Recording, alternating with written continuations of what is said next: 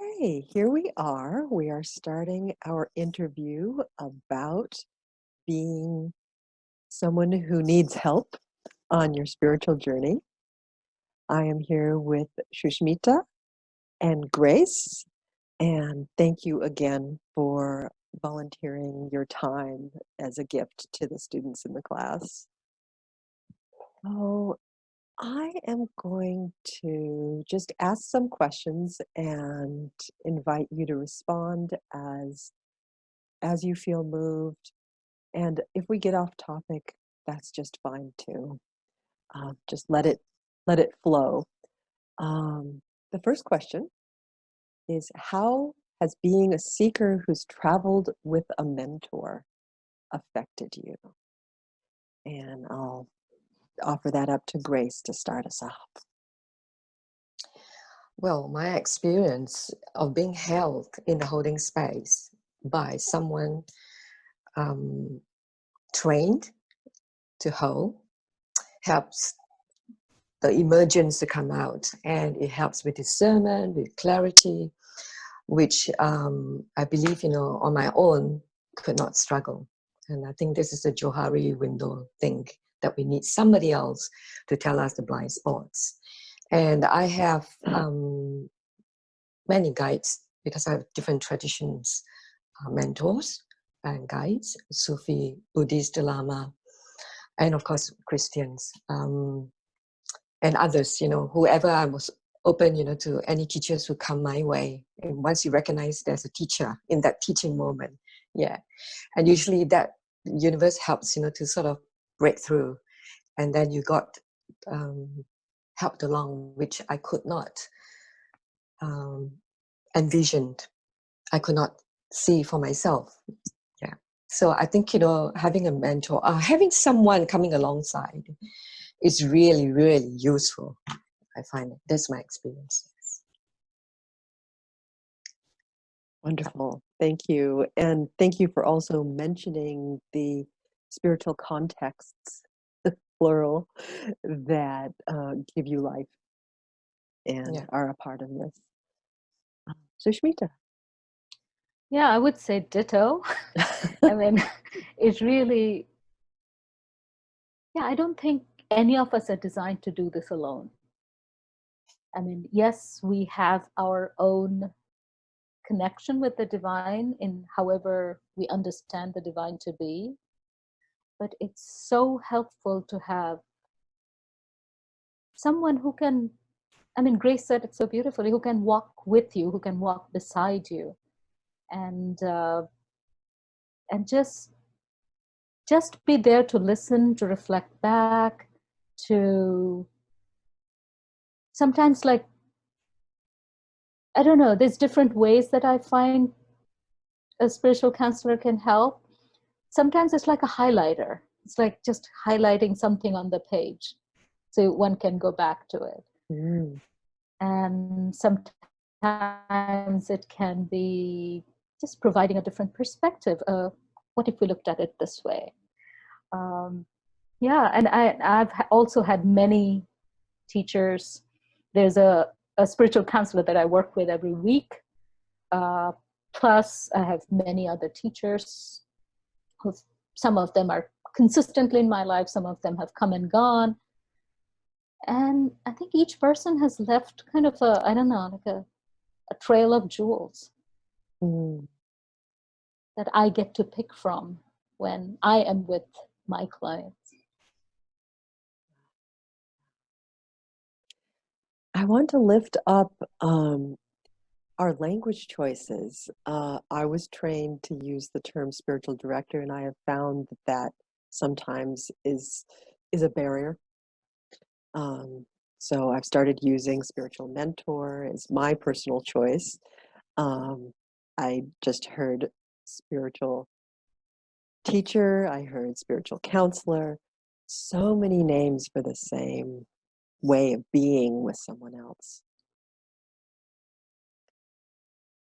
I also would invite, if you have any further thoughts about how is this experience of being with a spiritual fill in the blank different from being in religious community or therapy or self-help? Whoever wants to jump in.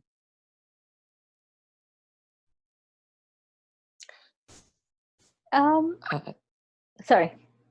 yeah, please. Did you? Okay. All right. No, go ahead. So it's interesting. And this is a conversation we have in our seminary, and we have an interspiritual counseling program, and we spend quite a bit of time trying to discern what is therapy versus what is spiritual counseling. And of course, therapy is not one thing. That's part of the problem. Is like there's a huge range. You go from very, very formalized things like CBT or DBT all the way to Jungian psychoanalysis, which is very, very different. So it's kind of hard to parse these things.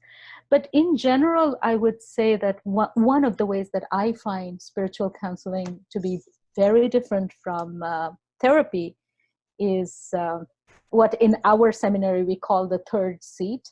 So we have the spiritual counselor, we have the counselee, and we have the divine. And that third seat is not there, even in intersubjective counseling, where there's definitely a sense that space is being created between two people. The third is not present in quite that explicit way. So that would be one way that I would see a significant difference.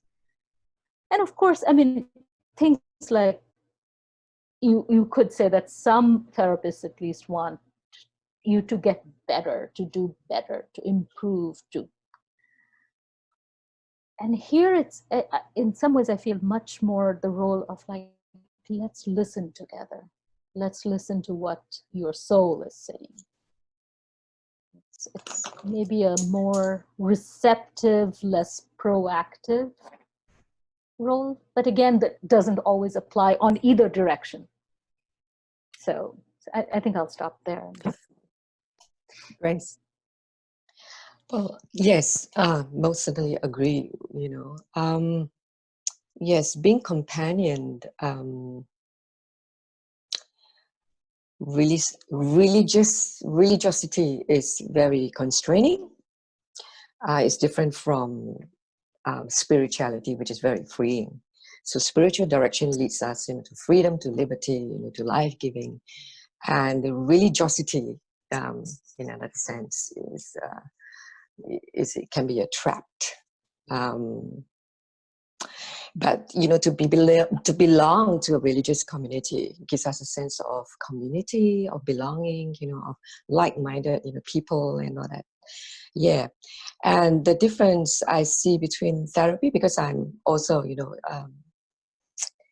doing therapy work, is I think the focus of spirituality is more big picture, like the big picture, calling us to evolve, into our own authenticity, in alignment, in oneness, with all creativity and existence. So that's a big range of continuum. Whereas for therapy and self-help work, tends towards problem solving in the moment, in a narrower scope.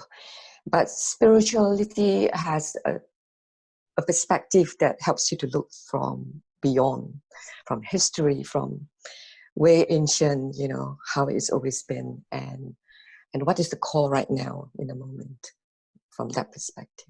And I find that really helps. Sometimes it breaks through the whole thing. It shifts, totally, from the negative to like, oh, the positive invitation, to the whole thing. So that's being human. Yeah, thank you. I would love to hear your spiritual journeys, where in particular your process of discerning becoming a spiritual director. So that figuring it out place, or discovering whatever it was for you, and then a little bit about your training and that journey there. Sushmita, can you start us off? Sure, I could. So I grew up in India, and I was around. I guess you breathe spirituality in the air, but you also breathe religion in the air. And very early on, I would say early adolescence, I kind of had this sense that people were, I mean, in later in my life, I would call treating God as vending machine. Mm. It's like, give me a son and I'll feed 100 Brahmins. And I felt like that had nothing to do with what I was starting to understand at 12, 13, 14. And so my true introduction to spirituality came through the book Tao of Physics. That was the first thing I ever read in that, and it blew my mind open. I spent some time with the Advaita Vedanta people, and I had a falling out because I asked too many questions, and I was literally told not to come back at one point. and then so I said, fine, I have nothing to do with religion. I'm a scientist and I don't care. And that went for a good 10, 12 years. And then I was in this country and I was starting to feel a hole in, like there's some part of me that's essential that was missing. And then I was introduced to a video by Joseph Campbell. It's actually the Power of Myth. And I was like, okay, I found my door. That's the door I had been looking for. So I kind of came back into spirituality through the back door, if you will, through the myths. And so then as I did more work, I got really interested in earth-based religions, and especially the Native American, both North and South American traditions.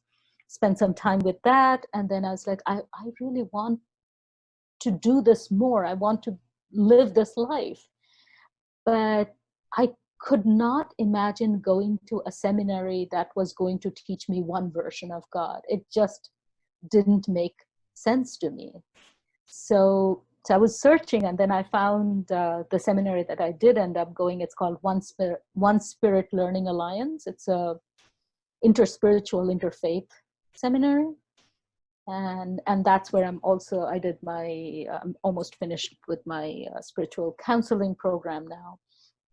And yeah, I mean,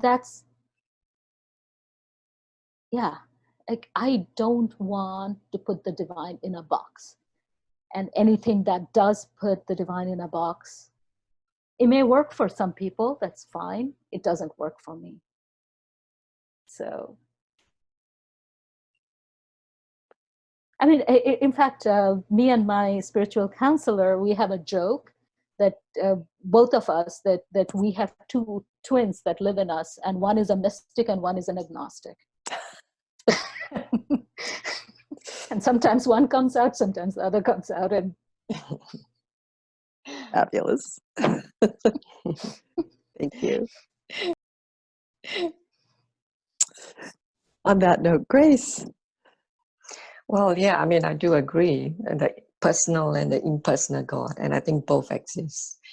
I was born a Taoist in Singapore, so it's very open, naturally open to rituals and multicultural, multi-religious settings growing up, in Singapore. And then I became a Christian, a Protestant. I was called, literally called to be a Protestant. And then about 10, 15 years back, the call to migrate to Australia. So I'm now in Brisbane. And I was unchurched for 10 years. Finally, one day, a crisis brought me to a Asian community. And that's where I started in Asian spiritual exercises. And within a week, my crisis was gone. At that time, I saw a psychologist. at the same time I saw a spiritual director, and I saw the difference between, and I would say there's value in both. Mm-hmm. They tackle different areas, and they give me a more complete sort of angle at looking at things. Yeah. So, but the spirituality one was one that I really pursued. I went on to do my 30 days, full silent retreat with the Jesuit superior at that time. And then it just flowed from there, like just went on from one thing. I didn't plan it. I live a surrendered life, and I listen and go with what, the passion or discerning, what's the next step forward. But it was never like, I have a 10-year goal and I want to be a spiritual. No. The first response is always, what? Spiritual? No. But then slowly the persuasion. But, it's giving back. And after years, of being companion, I can see that, this is a way of giving back. Through me, the grace is going to flow to others. Yeah. So as a Catholic, I moved from in-Asian spirituality, which is cataphatic sort of prayer, more on imaginative, contact with the personal God. And I went to Wellspring Contemplative Center to do my spiritual direction formation. And that's why I moved into contemplative, the apathetic type of prayer. And then along the way, Buddhism comes in. I was attracted not to Buddhism, but actually I was growing, developing in my creativity, and I was attracted to sacred sounds. And so the sound of singing bowl, and I was drawn to it. So I went to learn singing bowl from my Lama, from Lama Tenda, in Melbourne. And that's how it went on. Went into the Dharma, in Sangha, and and so that was finding God, in other faith traditions. And I find He's there in all different, one source, but in different manifestations. So, and the richness of really going in and joining another community and having a different mindset. The Buddhist mind is something I really appreciate, the clear mind. And then along the way came the Sufis, and I knew that, I have a multiple modality and multiple sense of belonging. So it's just a natural development. I didn't plan for that. And I get very misunderstood because most of the people I meet are spiritual directors. This is enough. Jesus is enough, But to me, other religion points out where the blind spots are, that kind of thing. So I'm now able to have a more balanced view of things. So my training, in Wellspring, we covered, besides contemplative listening, really to listen to the self, listen to the other, and listen to the space, the environment, listen to what God, and God is the ultimate reality, is the spiritual director. And we are not the spiritual director. We are just a vessel to be used, for the grace to flow. So one of the things I really appreciate was we actually do focusing, in our training. And so we learn to listen to the body. And that helps me with my trauma work, as in like, listening to my body. And then I start to learn how to integrate, from the disconnection that I have, from my body. And so then I move into dance movement therapy, and that sort of works out, So now I am, I would call myself, creative arts-based spiritual therapist or something like that. So my three areas are really spirituality, arts, and therapy. Spirituality, arts, and therapy. And my work has got to do in how should I say, unity of religion. The message is, it's different roots, but different flavors of, And so the Sufi group that I belong to, organization that I belong to, is very liberal. It doesn't require you to be a Muslim. And I can practice, one or all religions, whatever. So it's very, very liberal. So that has been my, journey. And the training, if for those who are looking to be a spiritual director, has a lot of inner work in it. It is a spiritual journey in itself, the training. And it does a lot of inner work, as with, also about the training, as a therapy, as a counselor and all that. And that's really good.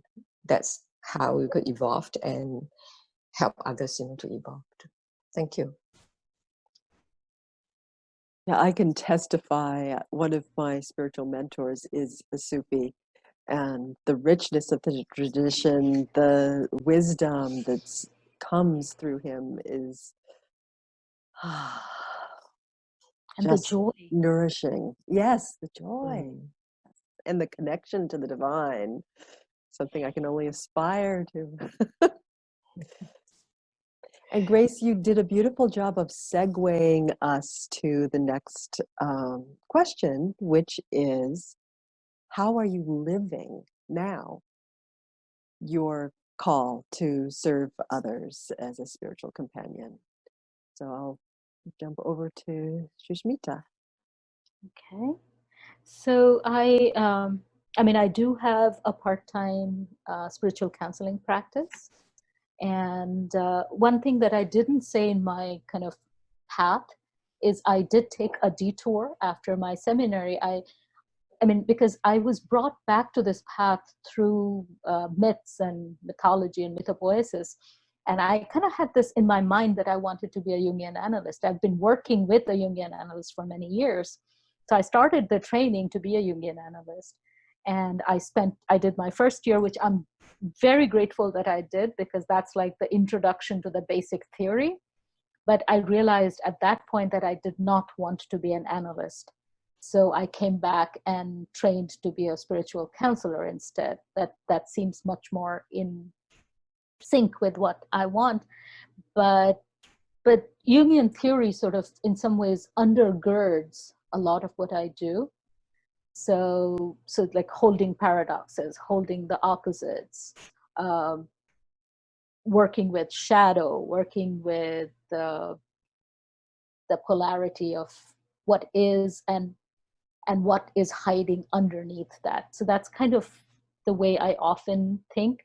So I would say my work maybe is more psycho-spiritual than some other spiritual directors because of the strong Jungian piece. And I also work a lot with art. So I'm also a trained soul collage facilitator. So I do a lot of soul collage. I do a lot of work with altars, building altars, working with tarot, working with the natural elements, with sounds, toning, chanting, things like that. I've been very interested in, and somehow I have had a slew of clients who were interested in working on their ancestors and ancestry. So that's kind of become like a thing that I was kind of almost pushed in that direction by the questions that were coming up in the room. And also ancestry, personal ancestry, cultural ancestry, and then the ancestry of the land. Because in America, we are walking on land that have had ancestors who have typically not been treated well. And then I have a Muskogee Indian teacher, and he has this really beautiful way of saying this. He says, like, the stone people, they are our true ancestors because they have been here so much longer than the rest of us. So really sort of finding, that's one thing that I've learned from the indigenous spirituality, is that everything is alive and everything is ensouled, whether it's the river, and right now we're the epicenter of this COVID-19 crisis, and it's truly a blessing to be a spiritual counselor at this moment, because there is just so much that is both gone awry, true, but also people are truly asking real questions. All the masks that we have had of things are okay, I'll be fine, all that's kind of fallen off. So this very fundamental questions are coming up, like, who are we as human beings? How are we interrelated? What is our relationship to Gaia? what can we do to help her? Is this crisis related or connected with the whole global climate issue? And it's a lot of things that are alive. And then of course in the hospital system here, one thing that we're realizing is that there's a totem pole of service providers, and the bottom of the totem pole are the chaplains. So the chaplains are the ones who are going out, talking to people, being in crisis, and there is almost no support structure for them. They're supposed to be the support structure for everybody else, and there's nothing for them. So we're kind of trying to now figure out how can we be available to the chaplains who are on the front lines. So it's you know how the Chinese say, may you live in interesting times. We indeed live in interesting times. I don't know whether I quite answered your question, but You did. And one of the things you lifted up is this scrumptious buffet that those who do the spiritual work have available to us to work with people, from soul collage to singing bowls, all of this amazing, to the Jungian dream work, to the Sufi, and I'm not going to get the word correct, but the calling out to God to zikr. Zikr. All of these modalities are available to us, and I love the image of them being their food, delicious, amazing food that we get to invite people to partake of.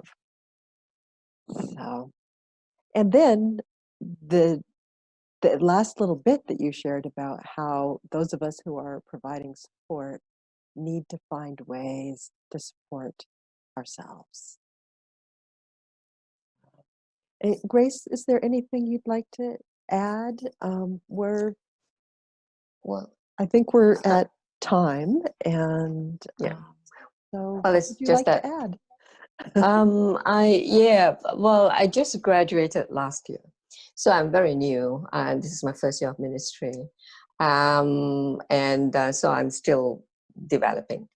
But before, just last year, I was very active, doing dance movement therapy with the aged care, with dementia, people with dementia, small group, and helping residents, bedridden residents, to move and to dance, and I just want to say that spiritual direction is not something that is static.